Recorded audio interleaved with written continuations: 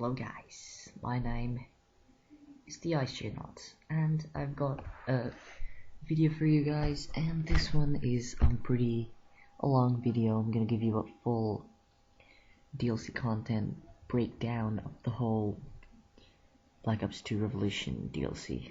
I think I said that twice. Well, whatever. So anyway,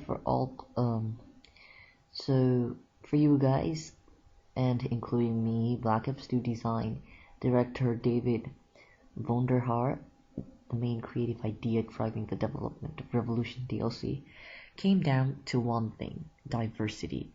With millions of people logging on to play competitive multiplayer and zombies every day, Vonderhaar knows it's up to team at Trier to, iterate enough to experience to keep them hooked. Now, to make them feel like it's worth and continued investment, how well the developers succeeded will be judged by the engagement of the fans. But after playing both the multiplayer maps and new zombies content for a short time, we wanted to break down a bit of what you can expect. So, the first map, it's Grind, as you can see here. This is not your typical Call of Duty level. Vonderhaar says the goal for Grind was to create a stage with an abundance of abnormal surfaces. Most of Call of Duty maps take place in sections with tons of vertical walls, whereas the majority of Grind places you on curved ramps you can climb on top of. Not only does this represent a ton of opportunities to get slight height advantages on your opponent, but it also changes the way you use grenades. Grenades bounce off walls in any map, sure, but in Grind you can roll explosives around curves to watch them slowly roll back down to incline. So Grind feels a bit small, likely because ramps and other obstacles break slightness. There is a decently sized interior space, but it's all very tight. Snipers will probably find themselves hard pressed to find a great position, especially since grenades are so effective. My guess, SMGs and assault rifles will rule everything, pretty much. Downhill is the second map, which I'm gonna talk to you guys about, as you can see here. So it started out as simple as wanting to put a snow map into Black Ops 2, seeing as how the core campaign never takes you to the snow. Though Triarch had to put a lot of time into creating a lot of new art and characters, models. The result is Downhill, a map where one side puts you in a short to medium range fights in the interior of a small snow lodging cabin, while the other side gives the long range shooters a chance to actually pop off shots at anyone who dares come out from behind the limited safety of the large snow-covered boulders. Downhill doesn't feel much different from what the seasoned players have seen before, but it has one twist. Ski lifts constantly move through the lodge, and if they hit you dead, they'll kill you outright. Something I'm ashamed to admit happened to me several times. It makes fighting in an interior of lodge particularly intense, especially on demolition, where one of the bomb points spawns between the two lift paths. Yeah, and the third map I want to talk to you guys about is Mirage. As you can see here, I absolutely love this map. It takes you to a small complex that's been completely ravaged by a sandstorm. Sand and wind have destroyed rooftops, knocked open doors, and created an impromptu ramps to balconies and rooftops. Even the open terrains add a bit of challenge. Undulations due to small variations in sand build up mean that your aim is to constantly bobbing the sand. Also means there's a lot of small hills next to pieces of terrain, creating lots of defensible positions. Mirage, also the biggest multiplayer map in Revolution.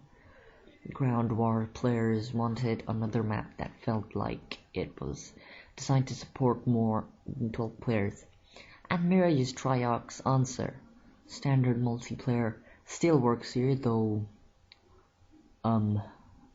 gigantic sand-covered streets lead you into an open pool area, and in objective-based mods, you're often funneled to the big center structure.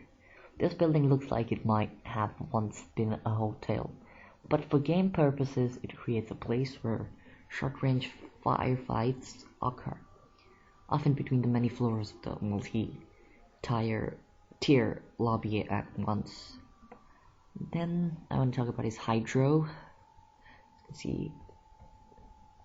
If you're the type that loves the spontaneity that express speeding, what the hell? Sorry for that. Okay, so if you're the type that loves spontaneity that expresses speeding train brings to multiplayer, then you'll like what Hydro has in store. The most symmetrical of Revolution's multiplayer maps. Hydro is easy to understand within moments of hopping in. Hydro breaks down into 3 lanes. One is most interior environments, taking you through 2 power generators rooms and area of flowing water. The other 2 are outside, but with broken slightness thanks to parked cars, boxes, and several smaller structures. You can't camp in.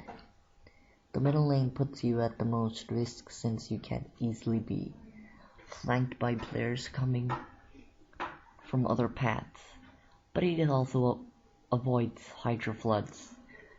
At seemingly random intervals, the floodgates will open.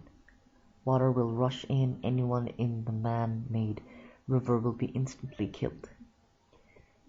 It effectively denies access to outermost paths and forced people to approach up on the center of or wait at the flood. The second thing I want to talk about is the Peacekeeper SMG. So this is like the gun, and I've got a lot to tell you about this gun. So this is it, the Peacekeeper. This is actually a first for Triarch, though the team has put on a number of DLC packs. None of them ever had new guns. It's not simply balance issues. According to Vandehar, turning is actually easy. We know how to plug this gun into the mix. The hard part isn't that stuff. The hard part is the guns are so, pervasive in everything. There's camos, there's special camos, there's calling cards, there's a combat record that has gun stats, and you can compare that to other people. There are challenges. It's all the system around that, the weapons that are the complex bit. Triarch overcame those challenges though, and the Peacekeeper SMG Peacekeeper is about to be added to millions of players' arsenals. It's an SMG, but with a much better range and many of its counterparts. It also kicks like a mule if you fire it on full auto.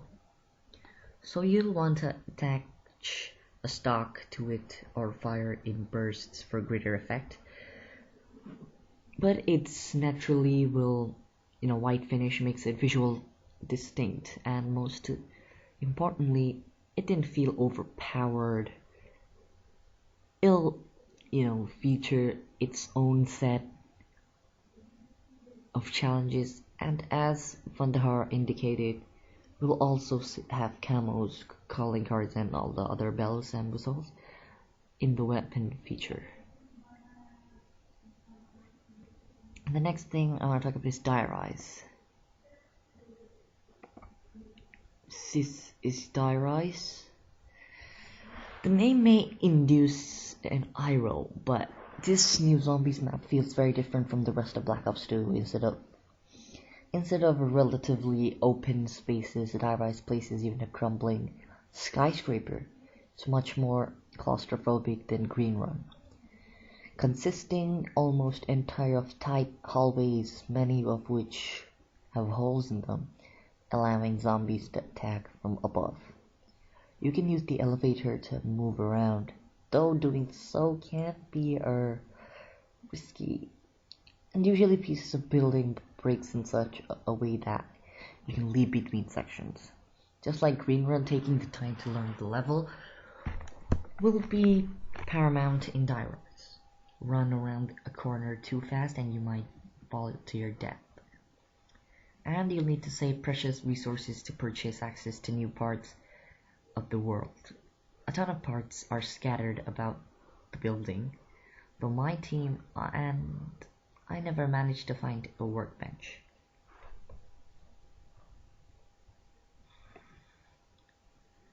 On top of the undead legions, you'll also face a deadly new minion.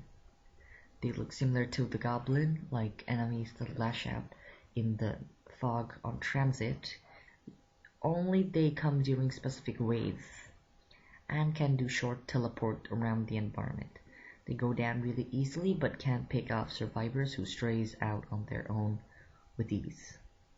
And the final map is Turned, which I'm going to be talking to you guys about. So, a lot of people dislike the time commitment of zombies, thus Treyarch created a new mood called Turned, a competitive mood where players take turns playing both zombies and survivors. Here's how it works. 4 people hop into the diner map, all of them spawning in as zombies. The first person to reach the syringe becomes the first survivor, with the others attempting to kill them. The zombies are much faster than what you fight in transit. You can kill the survivor in one hit. The survivor starts with a revolver, but then, like gun game, unlocks new weapons with each kill. Playing the survivor earns you points, and the person with the most points and wins. While I don't see Turned becoming something legions of people sink hours into the way they do transit, it worked as a nice palate cleanser. Games take less than 10 minutes and everyone inevitably gets some time as a survivor because, well, surviving is hard. After you kill a zombie, there's a bit of downtime between bringing the next weapon to bear, and this almost always results in zombies getting the drop on you. The biggest downer when it comes to Turned, it only works on the diner map. Hopefully it'll be expanded with future DLC, because for now it becomes repetitious after only a few rounds. Want to learn more about Revolution DLC? Well then, you can always subscribe to my channel, and I will hopefully be uploading more videos about Revolution DLC and more of my other news. So anyway, these pictures I got was from IGN, so yeah, anyway, hope you liked it.